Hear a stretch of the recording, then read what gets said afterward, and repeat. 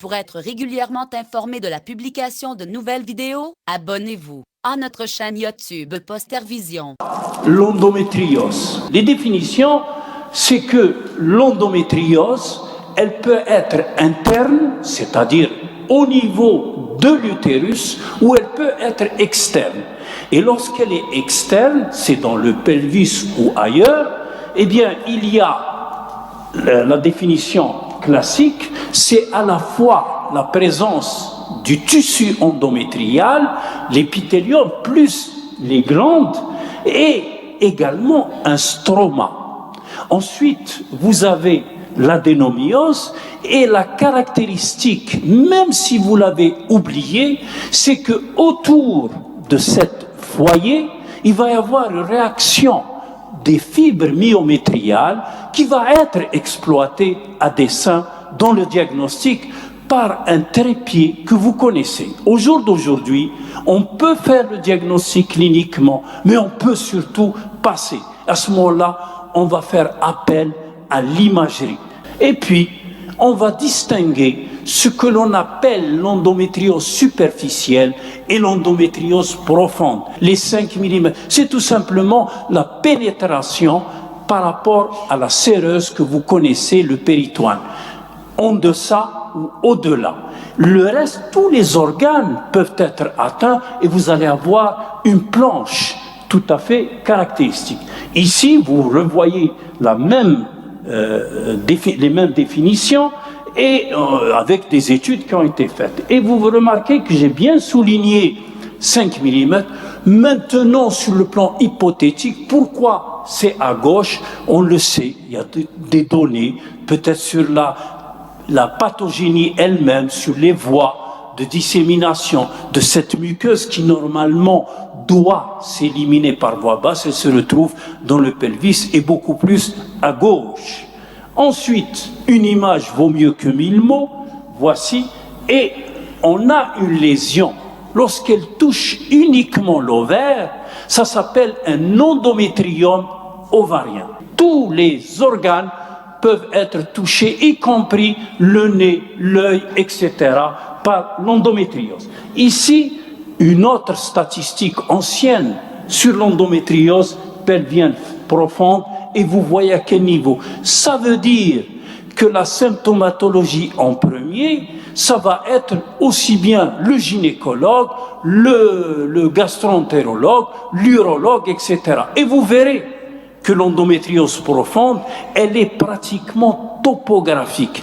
Et toutes ces consultations vont aboutir, sauf si le praticien, le premier, a eu le réflexe de dire « pourquoi pas une endométriose ». Ici, une autre image, mais c'est grâce à la cœlioscopie. Et nous verrons qu'au fil du temps, cette cœlioscopie va diminuer. Ici, un autre kyste endométriosique ovarien, ici un stade 1 superficiel, ici une autre endométriose ovarienne, une autre qui s'est rompue avec ce qu'on appelait le brin chocolat, et vous allez avoir le premier message. Détrompez-vous, la symptomatologie douloureuse n'est pas parallèle aux lésions. On peut voir le stade 4 alors que la patiente ne se plaint pas de douleur. On peut avoir le stade 2 et pas d'infertilité, etc.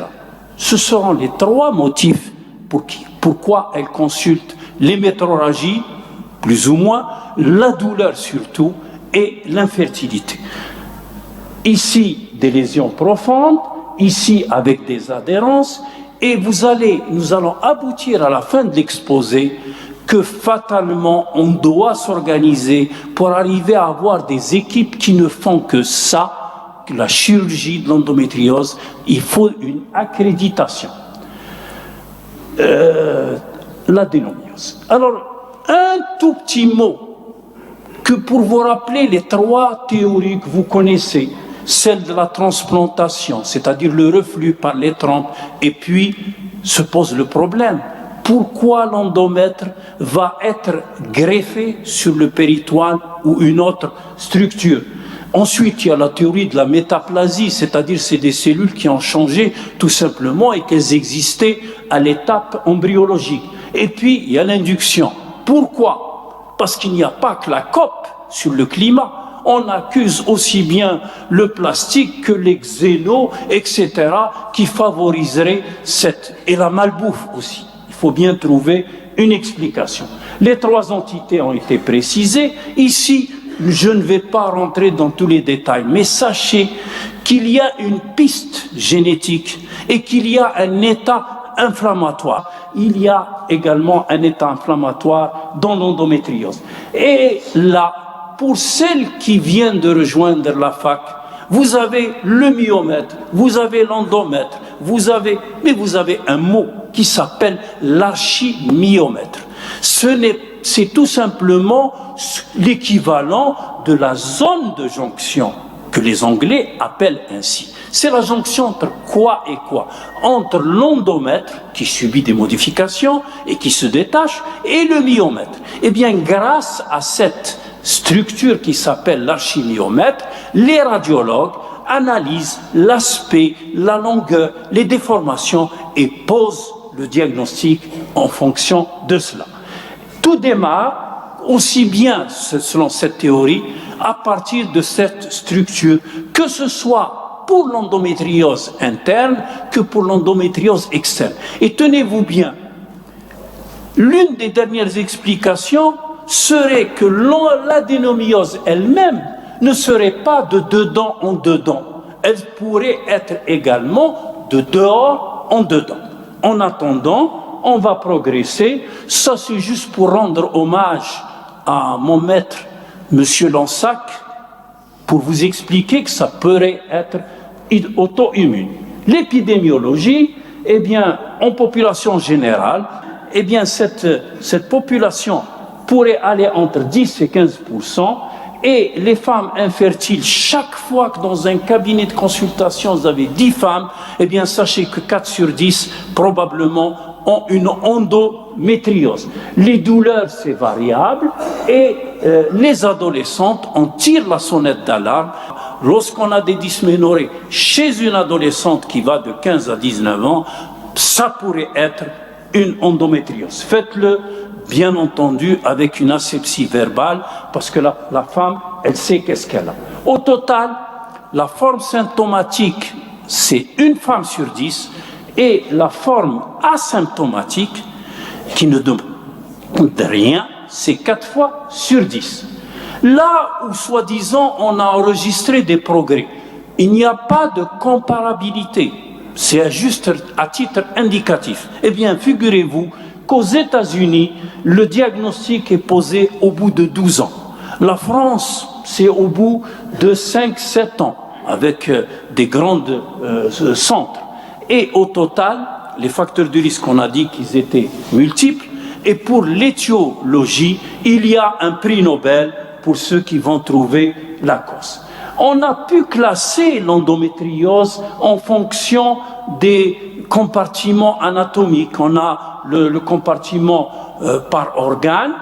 Vous voyez que c'est surtout l'ovaire, mais on a aussi par compartiment postérieur, moyen et antérieur. Je vous ai déjà montré cela. Et vous voyez que, par exemple, au niveau de la face postérieure de l'utérus, le torus et les ligaments utérosacrés, eh bien, il y a une atteinte jusqu'à 90%. Le compartiment moyen, le compartiment antérieur, une autre classification, et celle qui nous intéresse, c'est que lorsqu'on va parler de fertilité, on va dire elle est, selon la classification américaine, soit classe 1, classe 2, classe 3 et classe 4, et vous verrez qu'en gros, pour les stades 1 et 2, on peut tenter plus ou moins les traitements chirurgicaux, etc. Mais pour le stade 3 et 4, il ne faut pas, c'est le deuxième message, en matière de fertilité, le leitmotiv, c'est ne pas perdre de temps à la femme. Classiquement, c'est 1 année. Avec une endométriose, ça va aller plus, et le risque est multiplié par 10. À cause de quoi? Parce qu'il y a des modifications anatomiques, il y a des modifications au niveau de l'ovulation, je ne rentre pas dans les détails, il y a des modifications du liquide péritonéal qui vont être toxiques pour les spermatozoïdes, etc. Et surtout, on va poser d'autres questions pour faire autre point. Un examen normal n'exclut pas une endométriose. Et on revient à la deuxième aide qui est l'imagerie. Eh bien, allez-y avec la cystoscopie, mais vous voyez qu'il y a des indications qui ont changé.